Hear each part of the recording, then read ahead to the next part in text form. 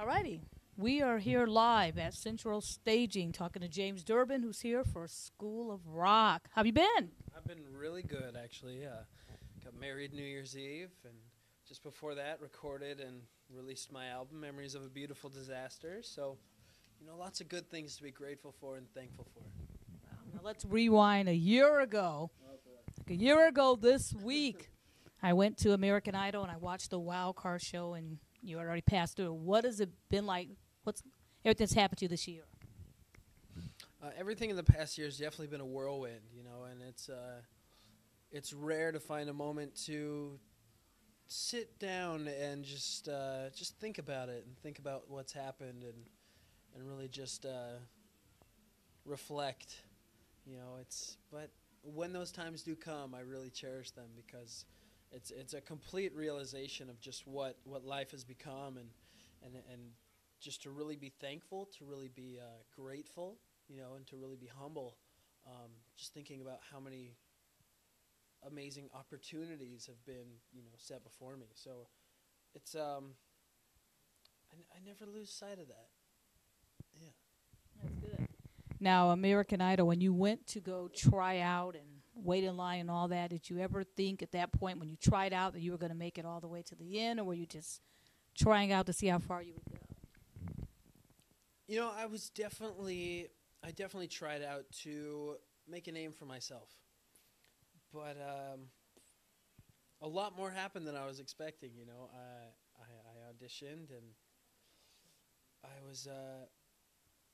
I just stayed true to who I was the entire time. And I knew what kind of singer I wanted to be, and knew what kind of performer I wanted to be, and knew what I wanted to convey and portray on the Idol stage. And so every week I would think of something cool and different and new to do in my performance, and it really showed.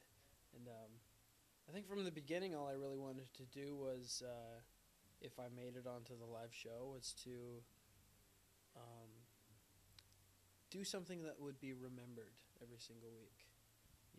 Make memories. And, there's definitely all these Idol memories that you remember from all the past seasons. Carrie Underwood singing with Rascal Flatts, What Hurts the Most, or no, it was Bless the Broken Road, and the two Davids in season 7 and the finale when they had Michael Buffer do the big introduction there, and even Adam singing with Kiss at the finale season 8. And so for me, what I wanted to do was have a moment like that every single week, not just save it for the finale. And I think I succeeded. Some weeks were a lot bigger than others, like setting the piano on fire, and then Zakk Wylde for heavy metal, and then having the marching band come out for Uprising and the costume and everything, and then taking it to the finale and singing with Judas Priest, So it was, I feel I succeeded. Yeah, I definitely am being a fan of metal music. When I first saw you sing Judas Priest, that was the talk of the internet, because a lot of metal fans don't watch Idol. They don't.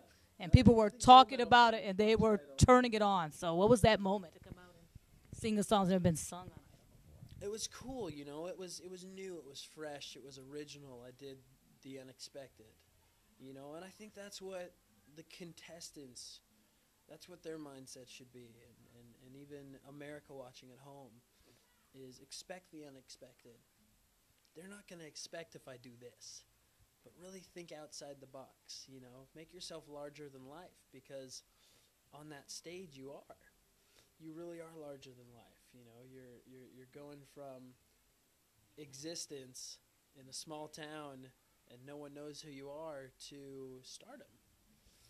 To everyone all over the country knowing who you are, and even in other countries and really all over the world, you're getting fan mail from all over the place. And so it's hard to get up on stage and perform like you're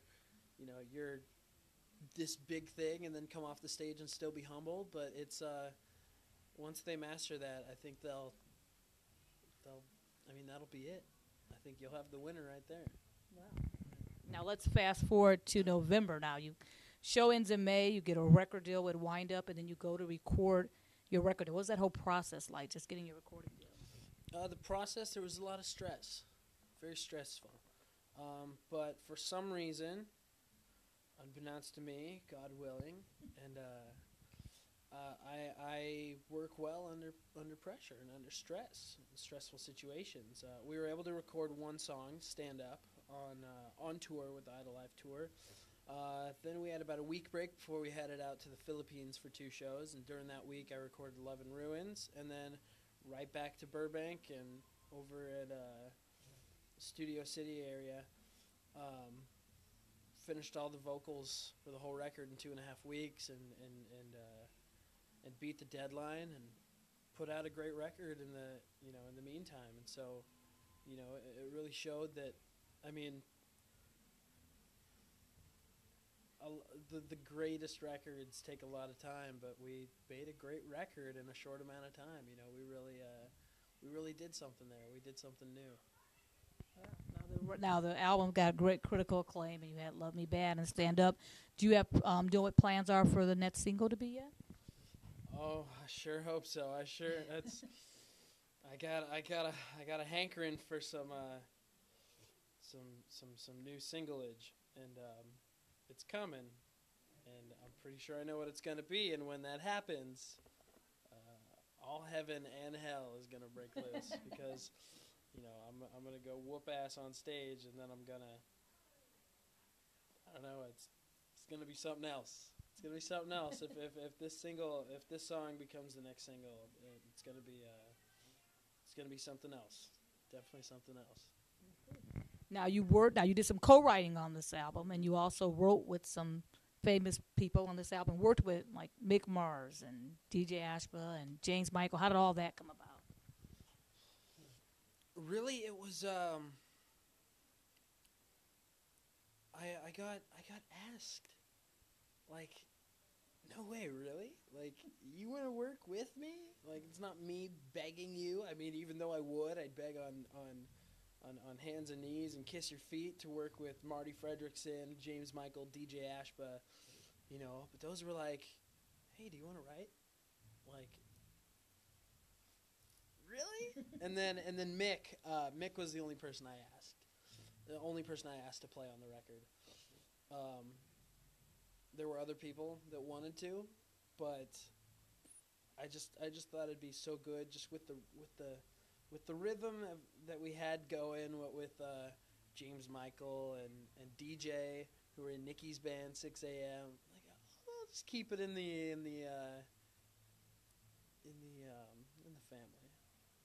Yeah, we'll keep it in the family, and it sounds amazing on the record. And Mick was an amazing person to just to get to know, and we still talk. I still talk to Marty, James, DJ, and Mick, and Howard Benson, who produced it. It's like, even though it was a short amount of time that we recorded and worked on the album, we got a lot done, and we made some good friendships. It's friendships that I'll cherish forever. Now you've been nominated for a Golden God Awards. Yes. I was there at the nomination ceremony. When did you find out you got nominated, and how does it feel to be nominated? I can't even explain how it feels to be nominated. I found out is because my guitar player, my lead guitarist, Dylan, his dad is president of Epiphone. So, and Epiphone puts on the Golden Gods with Revolver. And they had a rough draft of the press release. And even before anyone else really found out about it, they were like, you're up for a Golden God? And I pooped my pants at that moment. I was, luckily I was home, so I had an extra pair at my disposal. But it was like, man, my stomach's gurgling right now just thinking about it. And luckily I have a change just for this situation. Oh, man. I mean, Sebastian Bach is on that list, and he's one of my favorite singers. And then like Andy Bierzak from Black Veil, I got the chance to hang out with him. He's a great guy. Amy Lee from Evanescence, hung out with them for a little bit, and great people. And then Jonathan Davis from Korn, and I can't remember his name ever. The singer of Five Finger Death Punch. Those are the people I'm up against. But even just to be, I mean, Revolver named me one of the 100 greatest living rock stars alive today, and I'm like, oh my god, that's what? Like, this is insane. Like, Dave Grohl's up there, and Baz, Sebastian Bach, and Gene Simmons, and my buddy Chris Jericho's on there. So it's like, this is so cool. It's so cool, you know. For a while there, it seemed like the cards were stacked against me, you know, especially going on Idol and being the token metal guy on Idol. You know, Idol and metal don't go together, as you know. So I knew that there were going to be naysayers and non-believers, and, you know, and coming off of a show like Idol, there's, you know, certain rules you have to abide to and that sort of thing. But I really try to push the bar and not fit the grade the entire time I was on there. You know, singing Judas Priest and inviting Zakk Wylde to come out and play and jumping around and doing this and that, and lighting the stage on fire and pianos on fire, and just thinking outside the box and being theatrical and putting on a show. I mean, that's what rock is. That's what metal is. You know, that's the heart and soul of it all. I mean, you don't go to an Iron Maiden show without expecting to see a giant blown-up Eddie. You know, it's like, it's gonna be there, and that's what makes it, you know, a big part of the show.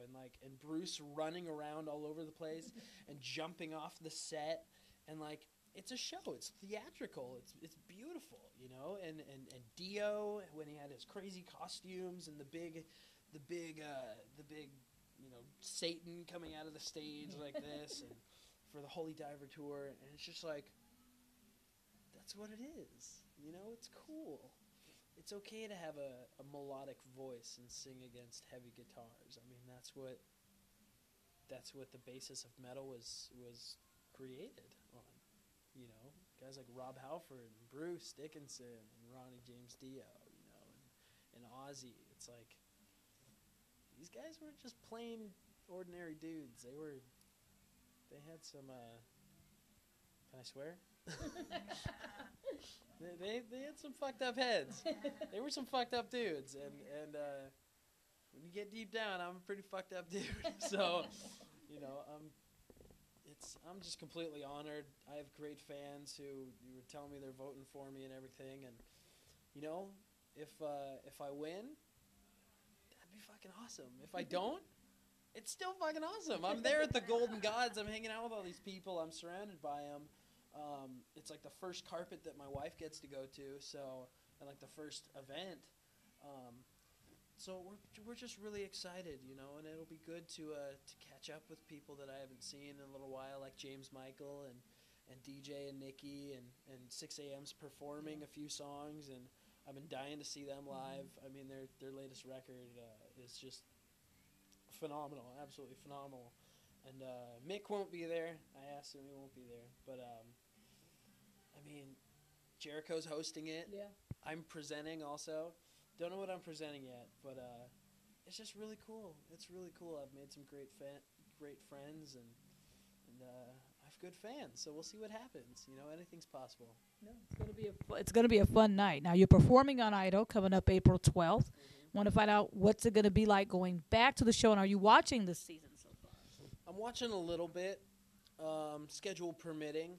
It's gonna be a lot of fun going back. You know, they have a very new, different stage setup, which is going to be a lot of fun. You know, it's a lot bigger. It's a lot, you know, there's a lot more room to fuck shit up, you know. So it's going to be a lot of fun, you know. It's we have so many different, I have so many different ideas, as I did every single week. So it's fun getting back in that mindset when you have the show's producers, Nigel Lithgow and Ken Warwick, and they're standing there. They want to put on a great show, and I want to help them put on a great show. That's what I did. My whole tenor on Idol was try and put on the best show possible that I could.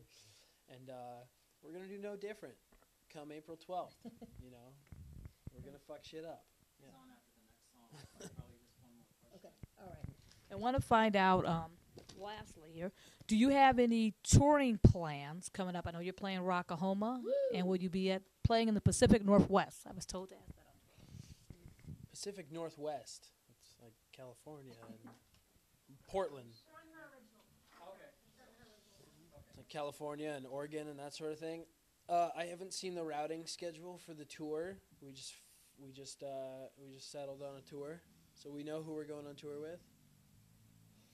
So we're very excited. It's gonna be a lot of fun. We're gonna be out on the road all spring and summer, and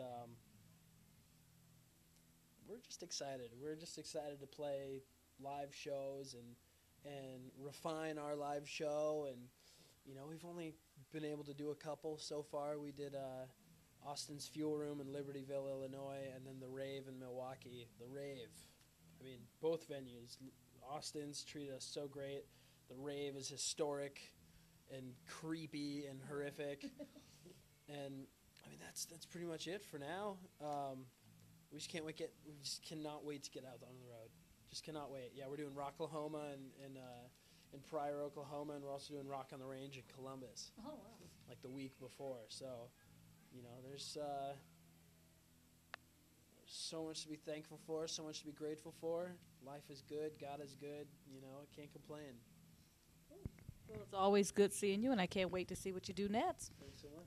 Good luck and have fun rocking out with the kids. What do you think of those kids? Oh, these kids are phenomenal. They're absolutely great. It's I'm honored to be sharing a stage with them. Kids are the future. It's cliche, but it's true. I was a kid. Now I'm the future. Now it's the present. And these are the kids, and they're the future. And I hope that me playing with them today can instill something on them to move forward and to not just create music to be a rock star, but also create music to inspire.